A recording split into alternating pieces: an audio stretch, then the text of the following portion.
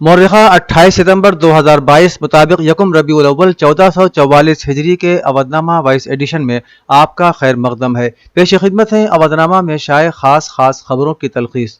कौमी तहकीकाती एजेंसी समेत रियासती सिक्योरिटी एजेंसियों ने एक मरतबा फिर पॉपुलर फ्रंट ऑफ इंडिया की दहशतगर्दी की फंडिंग और दीगर सरगर्मियों पर जोरदार हमला किया। इस बार उत्तर प्रदेश समेत 7 रियासतों में 230 से ज्यादा लोगों को या तो गिरफ्तार किया गया है या फिर हिरासत में लिया गया है। उत्तर प्रदेश के additional director general of police नज़्म-ओ-नस्क प्रशांत कुमार ने ये जानकारी देते हुए बताया कि PFI और उससे वाबस्ता तंजीमों के जरिए मुल्क के मुख्तलिफ मकामात पर की गई मुबैना तशद्दुद और मुल्क मुखालिफ सरगर्मियों के पेश नज़र लखनऊ समेत 2 दर्जन से ज्यादा मकामात पर छापेमारी की गई। इसमें कुल 57 अफराद को हिरासत में लिया गया है। उन्होंने बताया कि छापेमारी के बाद मौके से बरामद मुख्तलिफ किस्म के दस्तावेजात और शवाहिद का मुश्तरका तौर से मुआयना किया जा रहा है। योगी काबीना ने बायो एनर्जी पॉलिसी को मंजूरी दे दी है। इसके साथ ही MSME पॉलिसी को भी मंजूरी दे दी गई है। मंगल को लोक भवन में योगी काबीना की मीटिंग हुई। इस काबीना ने 20 तजावीज़ को मंजूरी दी है। काबीना ने गोंडा के मुजफ्फरनगर और कटरा बाजार म्यूनिसिपल काउंसिल की हुदूद में तौसी के लिए भी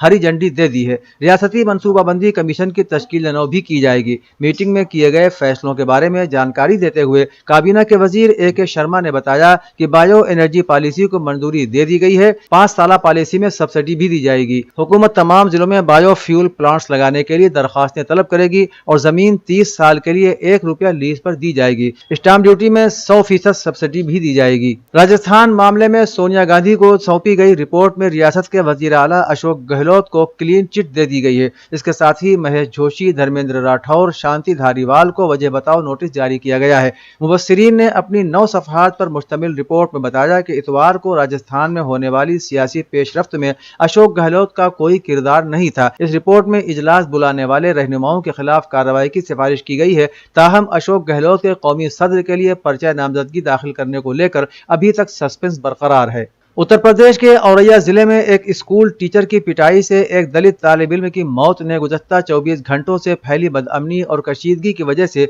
जिला इंतजामिया के लिए काफ़ी परेशानियां पैदा कर दी हैं। भीम आर्मी के कारकुनों ने पीर की देर रात तक गांव में हंगामा किया। ये लोग 15 साला मुतवफ़ी तालिब इल्म निखित कुमार वल्द राजू डोहरा की आखिरी रसूमात उस वक्त तक सड़क पर नहीं होने देने के इसरार पर बजिद हैं कि जब तक उस्ताद को गिरफ्तार नहीं किया जाता। मुश्तइल हुजूम के हंगामे के बाद जिले में हर जगह पुलिस फोर्स तैनात की गई है। पुलिस ने मकामी बाजारों को फिलहाल बंद रखने को कहा है। गोरखपुर में गुज़श्ता रोज स्टेडियम के इफ्तिताह का जिक्र करते हुए वजीर आला उत्तर प्रदेश आदित्यनाथ योगी ने कहा कि देही इलाकों में स्टेडियम एक फंटासी हुआ करता था। आज गाँव और शहरों में स्टेडियम मिनी स्टेडियम बन रहे हैं। वज़ीर आला योगी आदित्यनाथ ने कहा कि हुकूमत ने बासलाहियत खिलाड़ियों को सरकारी मुलाजिमत का मौका देने के लिए 2% नशिस्तें रिजर्व कर दी हैं। इसलिए पुलिस में 500 से जायद आसामियों पर तकर्रुरियां शुरू की जा चुकी हैं और अब कौमी खेलों में हिस्सा लेने वाले खिलाड़ियों को भी इजाजत दी जाएगी। इसके लिए रेलवे के AC3 टायर कोच की सहूलत भी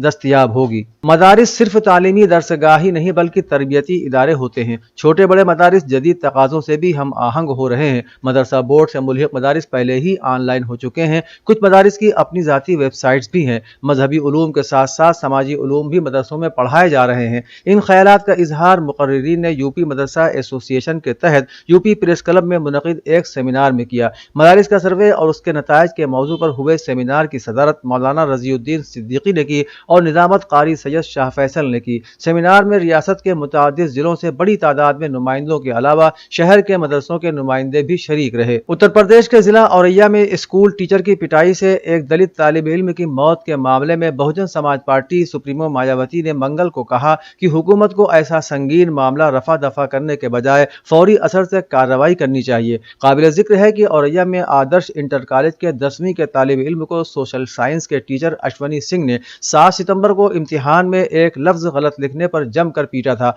और कल उसकी मौत हो गई। BSP का मुतालबा है कि हुकूमत ऐसे संगीन मामलात को रफा दफा करने के बजाय فوراً مؤثر کارروائی یقینی بنائے۔ کرامت حسین مسلم گرلز پی جی کالج لکھنؤ میں اتر پردیش اردو اکیڈمی کے مالی تعاون سے ایک ادبی پروگرام کا انعقاد کیا گیا۔ کالج کے مینیجر سید ناوید احمد کی قابل رہنمائی اور سرپرستی میں اور کالج کی پرنسپل محترمہ سحر حسین کی سربراہی اور قیادت میں اس پروگرام کا انعقاد کیا گیا۔ ڈاکٹر فرقان نے طالبات کو مخاطب کر کے مبارکباد دی اور ان کی حوصلہ افزائی کی۔ پرنسپل محترمہ سحر حسین نے پروگرام کے اختتام پر تمام حاضرین محفل کا شکریہ ادا کیا اور پروگرام کی کامیابی پر مسرت کا اظہار بھی کیا۔ اس موقع پر شعبہ اردو کی طالبات نے مختلف ادبی مقابلوں میں حصہ لیا، جس میں اول، دوم، سوم مقام حاصل کرنے والی طالبات کو انعامات سے نوازا گیا۔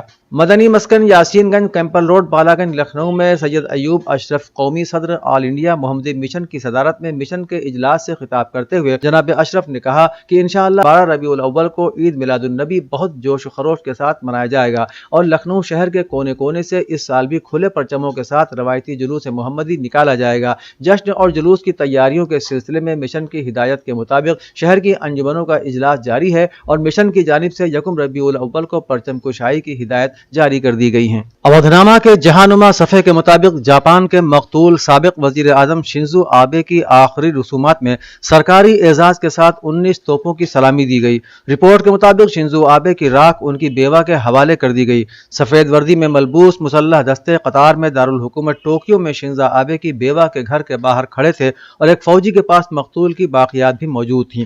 سابق وزیر اعظم کی باقیات جب پنڈال میں لائی گئی تو ہزاروں جاپانی شہری پھول چڑھانے اور دعا کے لیے قطار بنائے انتظار کر رہے تھے۔ شنزو آبے نے جاپان کے طویل عرصے تک وزیر اعظم رہنے کا ریکارڈ بنایا اور ملک کے سب سے زیادہ مشہور سیاسی شخصیات میں ایک تھے۔ انہوں نے 2020 میں صحت کی خرابی کی وجہ سے عہدہ چھوڑ دیا تھا اور انہیں 8 جولائی کو انتخابی مہم کے دوران گولی مار کر ہلاک کر دیا گیا تھا۔ عالمی جوہری ادارے کے سربراہ نے ویانا کے دورے پر آئے ہوئے ایرانی جوہری ادارے کے سربراہ سے ایک ملاقات میں کہا ہے کہ ایران سے سیف گارڈ سے پرے باقی مسائل پر مذاکرات کا ازسر نو آغاز کیا گیا ہے۔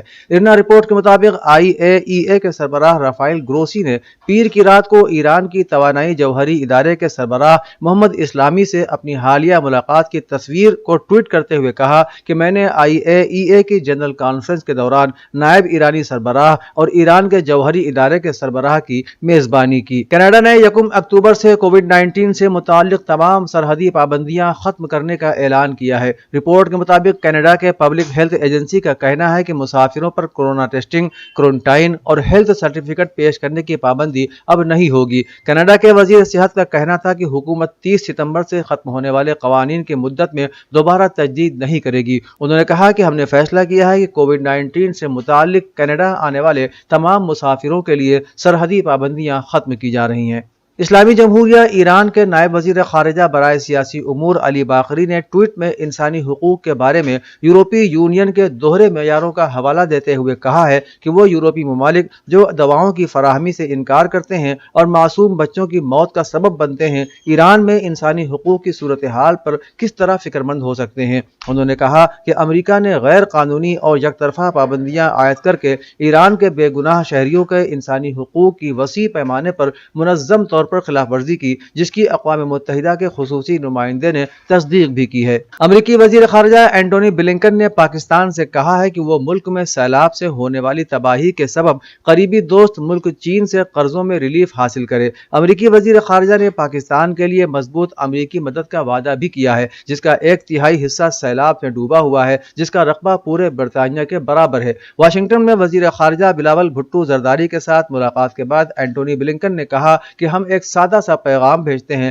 کہ ہم پاکستان کے لیے اسی طرح ہیں جیسے ماضی کی قدرتی آفات کے دوران تھے اور دوبارہ تعمیر کے منتظر ہیں۔ اودھنامہ میں شائع مضامین کو مکمل طور پر پڑھنے کے لیے اودھنامہ کی ویب سائٹ www.avodhnama.com پر وزٹ کریں اور ای پیپر پر کلک کریں۔